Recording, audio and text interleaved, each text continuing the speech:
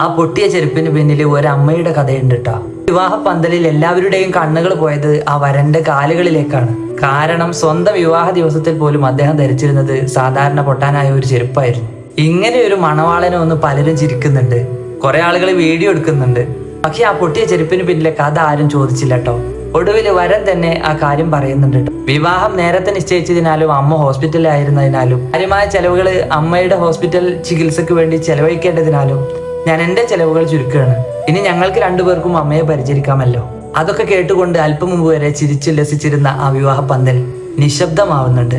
കാരണം അവർ കണ്ടത് ആ പാട്ട ചെരുപ്പായിരുന്നില്ല, സ്വന്തം ആഗ്രഹങ്ങളെക്കാൾ അമ്മയുടെ ജീവന് വില കൊടുത്ത ഒരു മകനായിരുന്നു. ഇന്ന് നമ്മുടെ നാട്ടിൽ നടക്കുന്ന പല വിവാഹങ്ങളും ആഘോഷങ്ങളല്ല, ആഡംബരത്തിന്റെ മത്സരങ്ങളാണ്. നിന്നേക്കാൾ ഞാൻ ഉഷാറായിട്ട് നടത്തും എന്ന് പറയുന്ന രീതിയിലുള്ള ഒരു ദിവസത്തെ കല്യാണത്തിന് തന്നെ ലക്ഷങ്ങൾ പൊടിപൊടിക്കുന്ന കാഴ്ചകൾ നമ്മൾ കാണുന്നുണ്ട്.